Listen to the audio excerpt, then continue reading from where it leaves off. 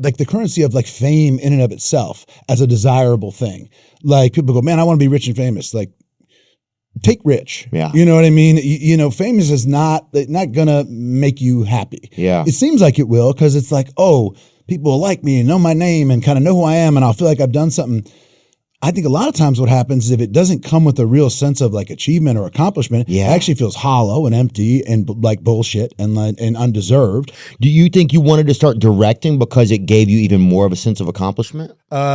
Yeah, I wanted to. Is that a weird question? But does that make any sense? No, it does make sense. I wanted to fail on my own terms, because I had gone through some movies where I was like, I don't like this, I don't agree with this, but you got to do how it's like playing a football team, whatever. You got to run the plays that the coach sets up. You know what I mean? They're gonna run a draw play, get the ball and turn around and run a sweep right because they're not blocking that way. You know what I mean? It's just that's not going to work, right? So that's how that whole art form is sort of structured by and large. And what I found was, I had a real strong sense of the way I wanted to do it. Yeah. And when it didn't work, when it worked, I didn't feel great because it wasn't me that had that feel. I didn't feel like I didn't feel proud of it. And when it didn't work, I just felt pissed off. Like, fuck, I didn't want to fucking do it. God damn, I didn't want to, I said it, I knew it, and that's a terrible feeling. So I'd rather fail on my own terms or succeed on my own terms. And that's where I kind of got into directing. And I wanted to do it even when I was younger, and I just didn't have the confidence. And at a certain point, I kind of had nothing to lose. And that was really what kind of gave me the courage to take that leap. In the directing, you mean? Yeah, because as an actor, I got real cold and had a couple of movies that didn't work, and then all of a sudden it can be kind of over for you. That's why it's a tough business. Fuck yeah, man. There's no seniority, there's no tenure, there's no retirement, there's no gold watch. If your show doesn't work or your movie doesn't work and nobody wants to hire you, they're just gonna hire someone else. There's 130,000 people in SAG, and there's only 30,000 people that work every year, right? And then there's an even smaller amount of those roles where you have more than 2 lines. So it's very tough, right? And so if you're not, people aren't watching, they're not coming, or it's not interesting, see you later. Have you ever made a movie that you didn't put out or that wasn't put out? Oh yeah. Early on, I made a bunch of movies that were independent movies that they didn't have distribution. They had a studio that said, okay, we're paying for this, and when it's finished, we're going to put a bunch of money in advertising, because you got to spend a bunch more money to advertise a movie after you make it, right? Or at least and that's one of the big things that's changing now. People are like, okay, how can we do this in a more intelligent way? Because all that money spent on television commercials is just wasted now. And that's why I'm here. This is a much more effective way to do it. You know what I mean? And dude, it seems exciting. Well, here's the thing. I think when you tell me that it's good, I honestly think that I believe you that it's going to be good. Yeah, I'm telling the truth. The movie's really good. I wouldn't be if you had a movie that wasn't good, you kind of do a few of the basic things, and because look, it's going to turn out it's going to be a bell curve one way or the other. The better you are, you're going to move your bell curve a little bit further down and have a better chunk of movies. But I got about 12 movies that I really love and I'm proud of, and about 25 that are I like this, I didn't like that, and about 10 or 12, whatever, that are that's fucking terrible. I hate this. I can't watch it. And it was awful. And when I did independent movies, sometimes they just didn't get distribution. No one wanted to put it out, or I went to a film festival. I haven't had movies that were so just something so terrible happened when the studio already was making it that it wasn't put out. But you have they changed their plan. You can kind of see, oh, now we're going to shift to this or that. Now you can put something on streaming, and you don't. It used to be you were going to go out theatrical, so you kind of were naked. You just had your, you know what I mean? And if it didn't work, everybody knew, because they say, look, this movie made 10 cents this weekend. And, you'd want them to take the fucking billboard down. You drive past the billboard the billboard's here's the bomb, the movie's a bomb. You know what I mean? You're up there at night in your Batman costume, just painting over it with a big one of those big paint reachers. Tell me about your movie with Dave Spade. Who do you play? What is it comedy? Yeah, it's just bus boys. It's he's a guy. He's just we're just 2 kind of dumb guys or whatever. We just got the first edit through, so it's I'm watching it right now. Let me tell you, that first cut of the movie, when I see the first cut of my own movie, I want to kill myself. Really? So you should not go crazy seeing the first cut and not like it.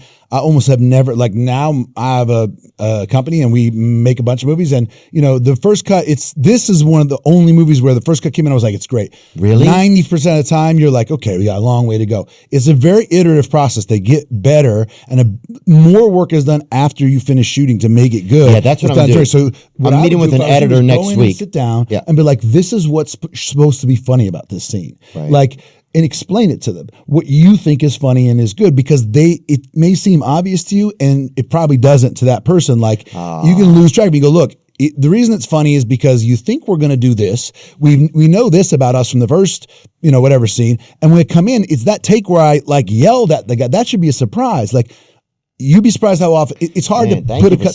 Go in and tell them. Tough because I've been spending my nights like and now it feels shitty too to put all that work into it and look at it and go, what the fuck is this? Right? Dude, it's the worst feeling in the world. It feels fucking horrible because it's like I'm very particular about like what I create. Like you said in the beginning, it's like I like to make things. I know what I want. It's like I know my intuition, and if I fail on my intuition, then that's exactly where I want to fail because that's pure to me, right? Like that's okay. Yeah, and like that's what you want to do. Great, right? But it's a very tricky thing for other people to know like that. Get you, yes, and to know, you know what I mean. Your sense of humor, your worldview is all obvious to you, right? Yeah.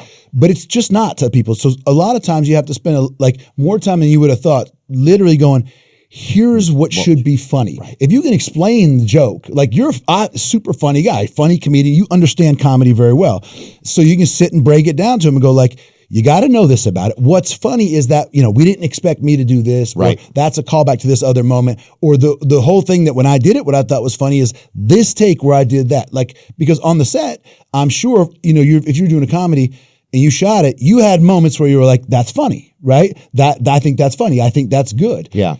Sometimes it's literally about going back into the dailies and saying, like, okay, go find the close-up or find this two-shot. Or the thing where I said to David, and David looked at me like this, and whatever. That was the one where I left and thought, that works. Like, there's no mystery or magic to why they're doing it a different way. They oftentimes just need feedback. This is not like sculpting or writing a novel. It's not a single person, it's collaborative. It has to be collaborative, right? If I'm directing a movie with you in it, and it obviously is going to have your comic sensibility, like, I got to know and get what's funny to you, or I'm not the guy. Right. And I'm going to need help along the way. Any director is going like, so how come, what do you imagine about this? Or what do you think? You know what I mean? Like, that's why you have to explain it and sort of talk about it, because that person's got to understand all those things that made you be funny in the first place and start going, oh, people are laughing when I say, oh, these are funny. You know what I mean? And you've put it together and professionalized it. But like, you got to share that with them. Otherwise, really. And then this is also where people sometimes get into fights, of course, because people's ego gets in the way. But ego will kill you. You have to be able to hear, I don't care what you do. You have to be able to hear like, this doesn't work. This is dog shit. Because the audience will tell you. You know what I mean? That's the thing. And it's like, I'm not particular, but I just know what kind of has worked, But that's valuable because not everybody does. So what you have, right, is that awareness. You don't think about it. You feel it, right? You're like, that feels funny. Or when you see something, you're like, this feels wrong. Like, makes you uncomfortable, right? You see.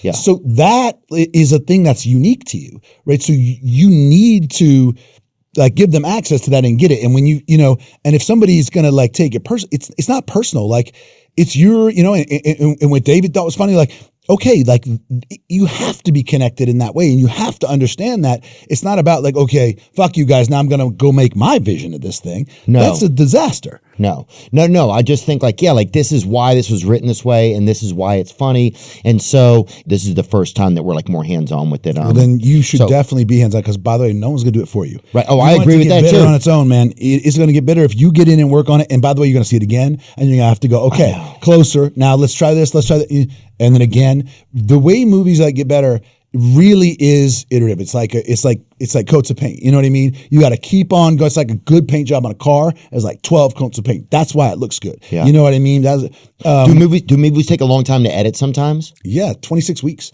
is the post-production schedule for most movies, right? That includes music. That's half and of sound 1 year. mixing. Yeah.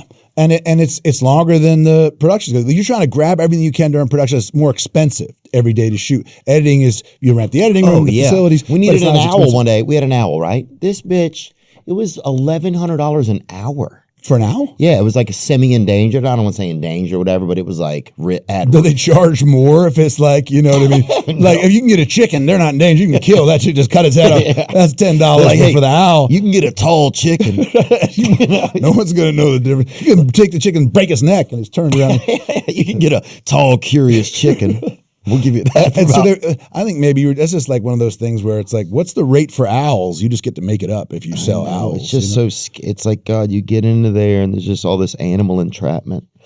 What else was I thinking about? Would you let your children, I want to talk to you a little bit more about directing. So, because Argo you directed. Mm-hmm. Right, and did you care about the Middle East that much? Were you like a Middle East guy? I knew you. I've read some. Not really. I did study the Middle East in school, and so I understood about it. I wouldn't make a movie that I didn't. It'd be like making a movie with you and not getting your humor, right? Like it would just be crazy. Like as the director, you got to care more, be more interested in that movie than everybody else. Everyone else is going to be bored of it, right? And you got to love it the whole time through. So the big key is like, this is going to be interesting to me.